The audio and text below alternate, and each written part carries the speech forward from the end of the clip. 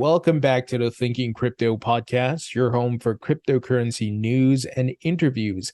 If you are new here, please hit that subscribe button as well as the thumbs up button and leave a comment below.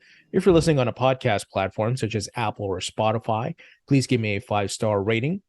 This content is brought to you by Uphold, which is a great platform that allows you to buy, sell, trade, and earn cryptocurrencies. I've been using Uphold for years, going back to 2017 when I really started trading cryptocurrencies. They are one of the exchanges I use for liquidity, buying and selling, and all that jazz. And they have 10 plus million users, 200 plus cryptocurrencies, and they're available in 150 countries. I've been using Uphold as an off ramp to be able to cash out on crypto. And I've interviewed their CEO, their founder, and many representatives over the years. Some of you may have seen those interviews. So if you'd like to learn more about Uphold, please visit the link in the description. Well, my friends, today we saw a big sell-off on Ethereum and prices are down significantly, but that is to be expected. If you've been following and listening to this podcast and YouTube channel, we've been talking about that we are in a max pain zone. And here I'm going to pull up my Bitcoin trading view chart. And no, I'm not some expert technical analysis, technical analyst, I should say. But I understand market cycles because I went through multiple Bitcoin bull runs and bear markets, and we are in a bear market with really bad macroeconomic situations with the Fed and interest rates and inflation and recession. Lots going on there, right? So here you can see on my chart, for those of you listening on a podcast, I pretty much have, we are in a max pain zone, and possibly we may see a 2019 type rally in 2023, but that is not a rally to new all-time highs. That's just maybe a retracement. And then we will come back down and continue to work our way up to the bull market in 2024. Today, I tweeted out that max pain is playing out, all part of the market cycles. We may see a 2019 type rally when the Fed pauses, but no new all-time highs till after 2024 Bitcoin halving. Until then, dollar cost average, hodl, and be patient. Also, this is a great time to go into proof of stake coins to earn passive income. Those of you who know that you can earn staking rewards, it may be smart to grab up proof of stake tokens, which you're buying the dip, so you're holding them long term, and you will make a return, in the next bull market. But in the meantime, you are earning the rewards, and that is a key. That is how I made money in the last bear market, and now I'm doing it again. I got my Algorand, I have my Ethereum, I have my Cardano, I have others that I'm just staking, Tezos and so forth, and it's sitting there while I'm sleeping, while I'm on vacation. It is just staking and earning rewards. So getting some free tokens there. So prices not looking great. Ethereum down near 20% from a 7-day perspective. It is currently at $1,364. So we have the buy the rumor, and now we have the sell a news event, and that is how it plays out. And Ethereum got up to about $2,000 at the buy the rumor phase, and now there's a massive sell-off. No surprise. If you've been in the market long enough, you've seen this type of stuff before. You can certainly swing trade it, but of course, there was no expectation of new all-time highs. And we're going to talk about Ethereum here because there's an interesting situation, guys, happening. Ian Balina, who's a well-known crypto YouTuber, influencer, if you want to call it that. I remember Ian, when I first got into the market, he was promoting a lot of different coins. It was the ICO hype. And now the SEC is going after him. So ICO promoter Ian Balina charged with violating federal securities laws. The SEC says Balina failed to disclose his compensation for promotion of the Spark tokens in 2018. So what does this have to do with Ethereum? Well, my friends, as a result of this lawsuit against the Ian Balina, the crypto influencer, they are now claiming that all of Ethereum falls under the U.S. jurisdiction. And this is not good for Ethereum. And this is why, for a long time, I covered the Ripple lawsuit. I've been talking about the SEC. And a lot of, Ethereum holders, Bitcoin holders, like, oh, who cares? Whatever, screw Ripple, screw XRP. But it wasn't about that. It was about Gary Gensler coming after everything. Yes, I know Bitcoin has the free pass right now, but guess what? He hasn't approved the Bitcoin spot ETF. So where, Bitcoin Maxis, if you think he's on your side, he's not.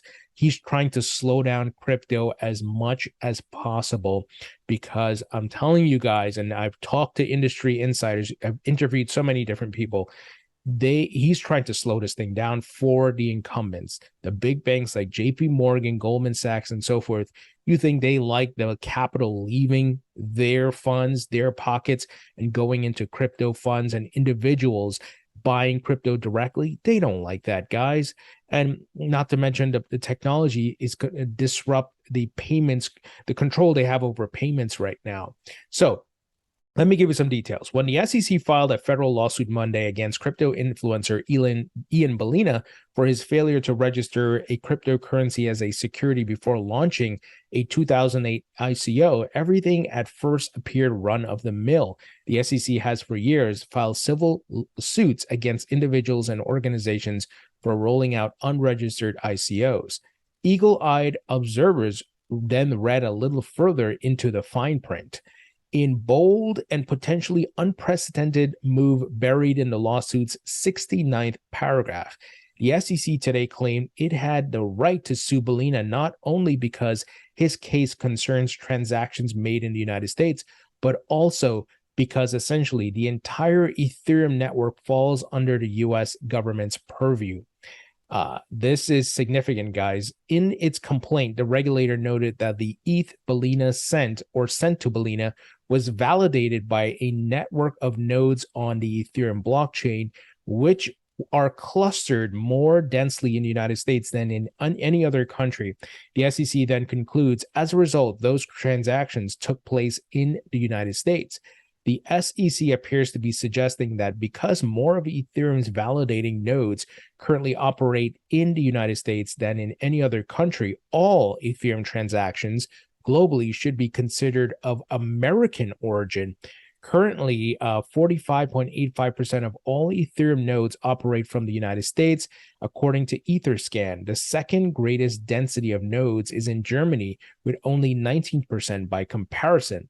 So here's a quote saying that enables the SEC to characterize doing business on the Ethereum blockchain as doing business on a U.S. securities exchange. University of Kentucky law professor Brian Fry told Decrypt, which from their regulatory perspective is convenient. It makes things so much simpler. If the SEC were to successfully classify activity on Ethereum as akin to that on American Securities Exchange, it would amount to the regulatory body laying claim to jurisdiction over all activity on the ostensibly decentralized Ethereum network. Such a development could constitute a major escalation in the SEC's role in overseeing both Ethereum, specifically where the vast majority of NFT and DeFi activity takes place, and as crypto as a whole. So my friends, this is not good news for Ethereum. And I've been saying in my previous videos, even over the past 2 weeks, that Gensler has not talked about Ethereum at all. He doesn't even want to say the word Ethereum. Look at the hearing, right? When the questions are brought up, he only talks about Bitcoin. That is a major red flag if you hold Ethereum and you're bullish on Ethereum. Now, there's multiple layers to this. One, we know we have the William Hinman conflict of interest with Simpson Thatcher and the ethics warning from the SEC ethics division and so forth, right? I don't know how they're going to handle that, because a lot of that stuff is coming out from whistleblower organizations like Empower Oversight.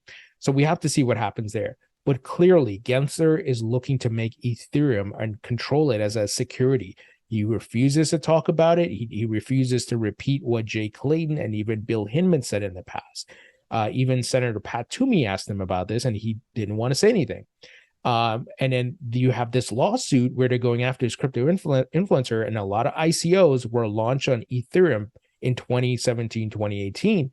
So they may be looking to put Ethereum under the microscope here. And we also know that Ethereum just moved to proof of stake. That could trigger an event, essentially, where the SEC can say, well, here's the thing. Ethereum was proof of work before, just like Bitcoin. Now it has moved away from that decentralized setup of proof of work like Bitcoin, which we give clarity on. So it now falls under our jurisdiction. See, this could get really messy, and this is why, my goodness, I can't say it enough. And to all the haters, put aside your religious, emotional feelings and so forth. We have to come together to fight the SEC. We need an updated how we test. We need clear guidance from Congress, and we need to put out content. We need to contact our representatives. We need to go out and put people in office, as far as political candidates and so forth, who are pro crypto, because it won't happen. Gensler is going to keep going after everything. He's going after crypto influencers, crypto exchanges, crypto lending platforms, and not to mention individual coins. Now, I am in no way saying Ian Balina is innocent here, or he did something bad, or he didn't do something bad. I'm neutral. I'm just reporting the news on Ian because I don't know all the facts around Ian, right? It's not like the Ripple lawsuit where things are very public and we've seen, a long history and track record. Well, Ian Balina tweeted out about this lawsuit from the SEC. He said, excited to take this fight public. The frivolous SEC charge sets a bad precedent for the entire crypto industry. If investing in a private sale with a discount is a crime, the entire crypto VC, venture capital space, is in trouble. Turn down settlement, so they have to prove themselves, 100. So he's saying he turned down a settlement and he's going to fight them. And he highlights that, hey, I may have, invested in this project and got a discount on the tokens, but guess what? The VC, the venture capitalists do the same thing. Now he's not wrong there. Right? We know that, but of course we don't know all the details. And I'm not trying to saying he did something bad or he didn't. I'm just reporting the news and what he's saying here. So the Ethereum folks better be careful here, because it looks like Gensler and the SEC are coming after Ethereum. And, there's a lot of things built on Ethereum going back to 2017, ICOs, DeFi, NFTs, and so forth. So we'll see what happens. I don't want anything bad to happen to Ethereum. I hold Ethereum. I've interviewed people from Consensus who are, developers and so forth. But I want to highlight that the crypto community needs to come together and we got to fight the SEC. It is that simple. I mean, to put aside our differences and this coin is better than this coin, that is nonsense. That's high school child, being children. But we need to be adults here.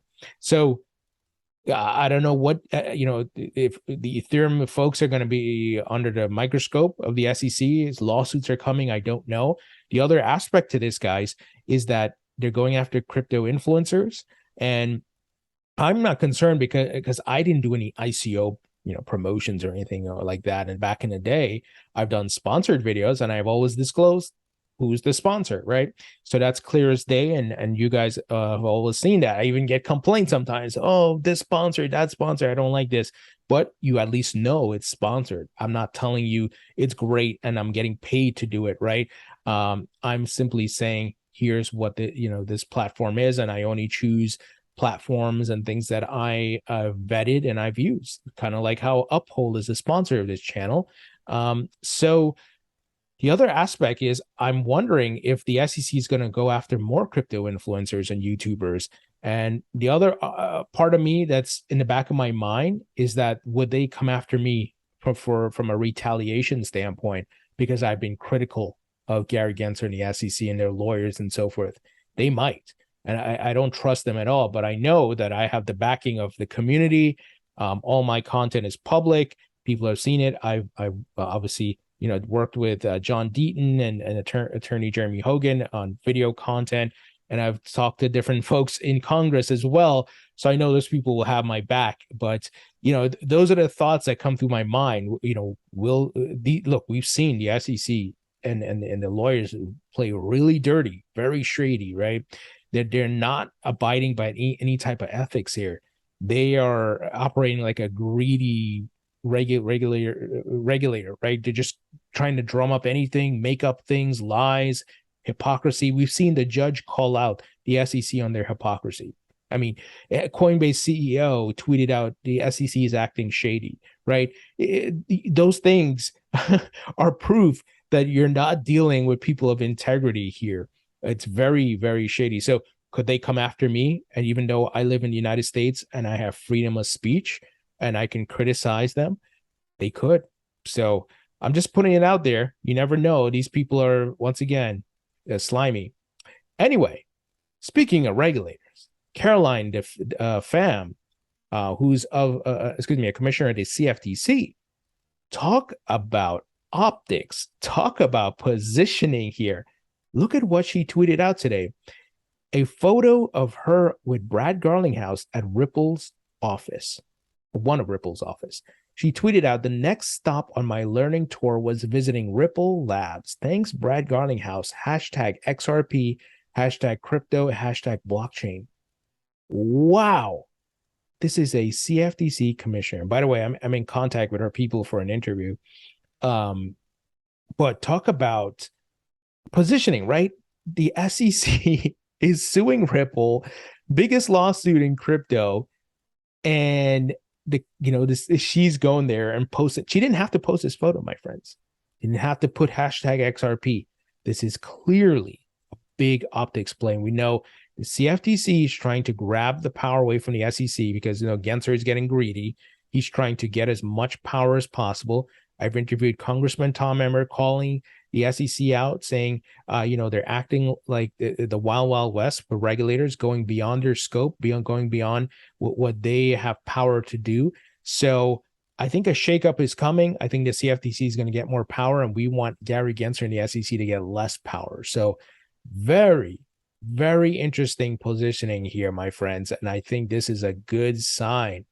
And we also have, the SEC responding to the Chamber of Digital Commerce's filing of the amicus brief.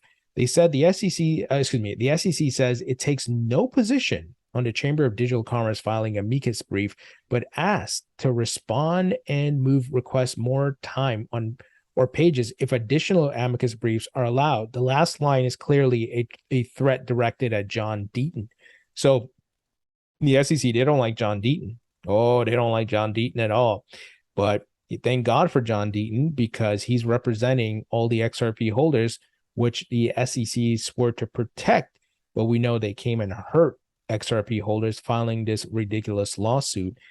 Even former SEC officials, Joseph Grunfest and others, came out and criticized this, right? And we know this was some sort of personal vendetta by Jay Clayton. We know about the conflicts of interest with Bill Hinman. So the SEC, and they're just, once again, shady, lacking integrity with their tactics here. It's just pathetic. And that's the word that comes to mind. This is pathetic. But as Congressman Tom Emmer said, a new day is coming, and I can't wait for that new day. Now, finally, the U.S. Treasury wants the public to comment on crypto's role in illicit finance. The Treasury Department listed a number of questions asking the general public to weigh in on how it's approaching cryptocurrencies and their possible role in illicit or illegal activities. Now, we know the move they made against Tornado Cash was not great. I'm not a fan of that. I believe in going after bad actors and people who are doing wrong, but sanctioning the platform and code is not right. And I think they got that wrong. Folks like Congressman Tom Emmer and others have criticized this, many in the crypto industry as well. Coinbase, in fact, they are backing a lawsuit against the Treasury regarding that. So hopefully they can get it right. And I'm glad that they're putting out a request for comment here. And they're asking the public. I think it's good. You want to interact with the public. You want to hear from people. So this is a good thing, but they need to really steer the ship in the right direction here to make sure things are not done in a draconian way and where they stifle innovation versus just stopping bad actors. Bad actors exist in every market, right? Crime and doing illegal activities and so forth are not specific to crypto. They've existed since the beginning of the world, right? When humans existed, if somebody does something bad, somebody does some robbery and steals something, this is just life.